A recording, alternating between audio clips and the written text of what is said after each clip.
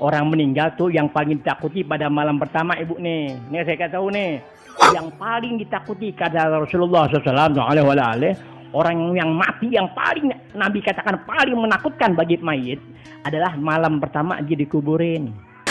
Alhamdulillah kawan-kawan, hari ini kita udah sampai di Barus. Nah ini tepatnya di pantainya. Insya Allah lepas makan nanti kita mau ziarah kubur. Ini pantainya, Masya Allah nih.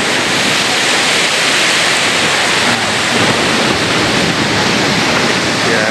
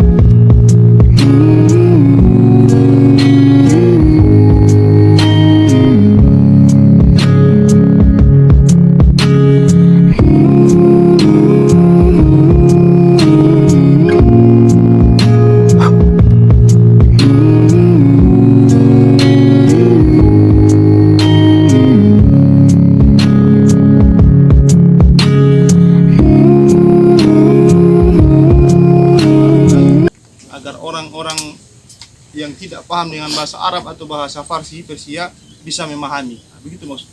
Jadi dulu sudah ada 3 bahasa induk di Barus, bahasa Melayu, Arab dan Persia.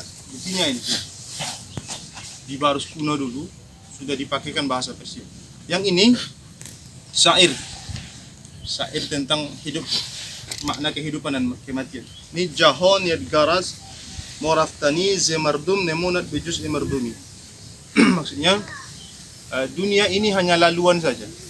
Kita semua pasti akan kembali dan tidak ada yang tersisa dari manusia kecuali hanya kenangan saja. Ini syair. Jadi memang tradisi orang-orang sufi, ini kan makam orang sufi. Maksudnya apapun kalimatnya, baik itu ayat Quran, hadis, makalah ulama atau syair, jika itu bermanfaat untuk tentang hakikat hidup dan mati, dimuatkan di dalam inskripsi di sana. Jadi itu syairnya, bahasa Persia. Kemudian ini data tentang sedikit informasi tentang beliau, data tentang beliau ini. Ini juga bahasa Persia. Inqab tasana tis'a wa ishrina wa thamani mi'ah. Kuburan ini sampai dengan tahun 829. Tidak disebutkan Masehi ataupun Hijriah. Biasanya kan minal hijrah atau hijratun Nabi. Di sini tidak disebutkan. Inqab tasanati sawa isyrina wa thamani mi'ah dar alami ghaib makhfibun. Kuburan ini sampai dengan tahun 829 tersembunyi di alam ghaib. Itu bahasa tekstualnya ya. Tersembunyi di alam ghaib. Maksudnya kemungkinan sejak beliau ini wafat, kemudian berganti generasi setelah mereka tak tahu bahwasanya di sini ada makam. Mungkin maksudnya begitu. Maksudnya tidak diketahui lagi oleh orang lain. Baru kemungkinan 829 baru diketahui lagi. Jadi sejak sekian lama beliau wafat bersama murid-murid beliau, mereka tak tahu bahwasanya di sini, umat setelah mereka itu tak tahu bahwasanya di sini ada makam. Dar olam ghaib makhfibun. Badah sahib iqab dar khabe panoh.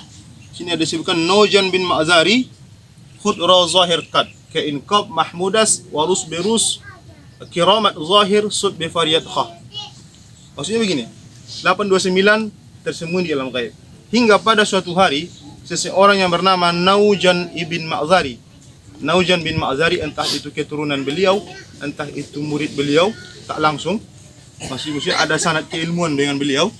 Naujan bin Ma'zari bermimpi dalam tidurnya bahwa diceritakan dalam mimpi itu bahwa di sini dimakamkan seorang syekh yang bernama Mahmud, yang bernama Mahmudas, yang namanya Mahmud. Warus berus, dan hari demi hari sejak diketahui kiramat zahir, semakin tampak kekaromahan beliau ini, beliau yang dimakamkan di sini. Kiramat zahir disebutkan di situ. Kiramat zahir syud bi fariyadqah, dan hari demi hari tak putus-putus diziarahi oleh orang lain, termasuk oleh kita. Jadi kita sudah di apa namanya? diramalkan bahwa akan berziarah ke sini. Kan sebelumnya kita tak tahu nih siapa nih, di mana apa itu Barus, di mana Barus, siapa semua tak tahu. Tapi kita memang betul di barokati karomah dengan keberkahan karomah beliau, kita akhirnya datang ke Barus, berjumpa dengan saya, berjumpa dengan kita semua karena karomah beliau. Memang itu hari demi hari semakin tampak kekaromahannya. Termasuk yang saya bilang tadi, di sini ada kendi berisi air yang tak ada mata airnya tapi tak pernah kering. Itu bagian dari karomah beliau.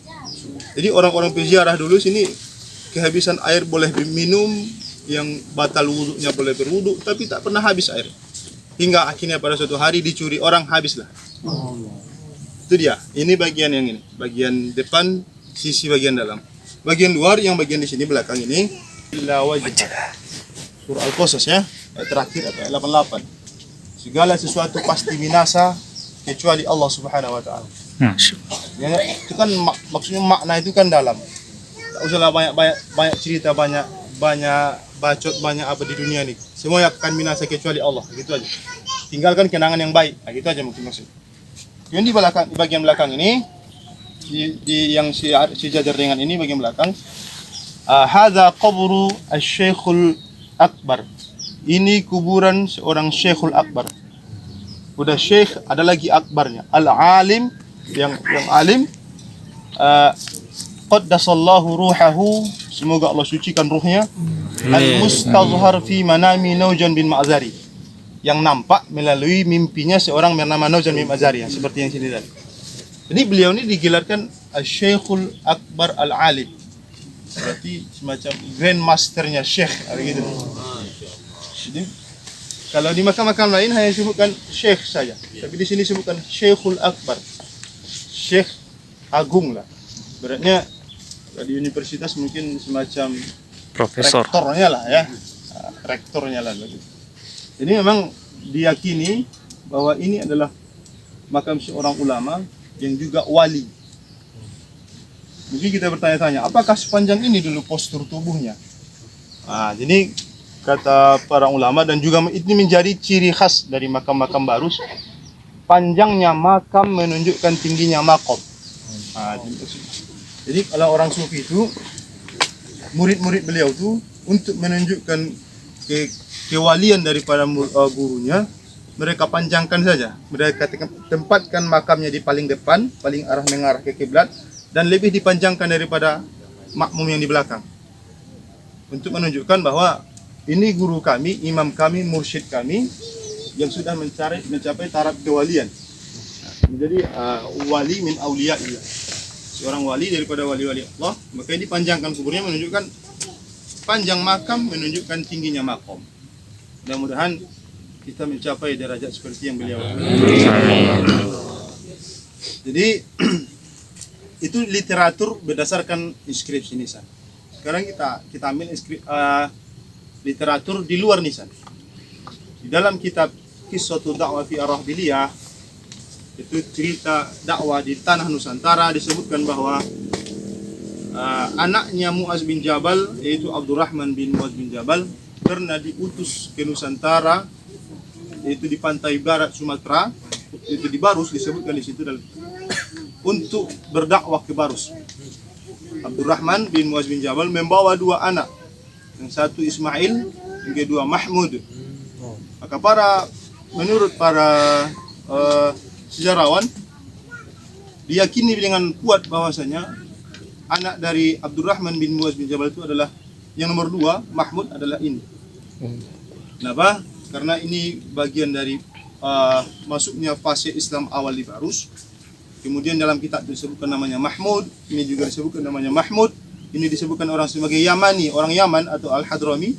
Sedangkan kita tahu Muaz bin Jabal gubernur di Yaman.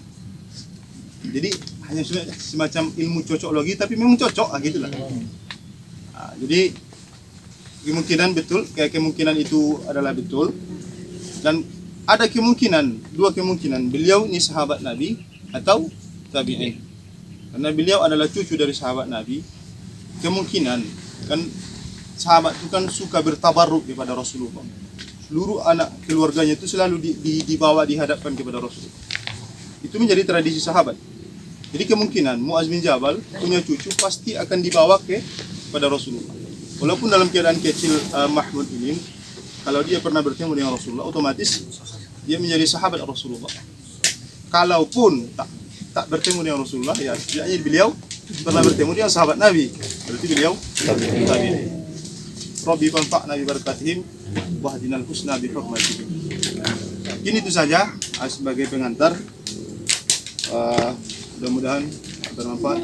Kalau ada koreksi, kami dengan senang hati boleh dikoreksi.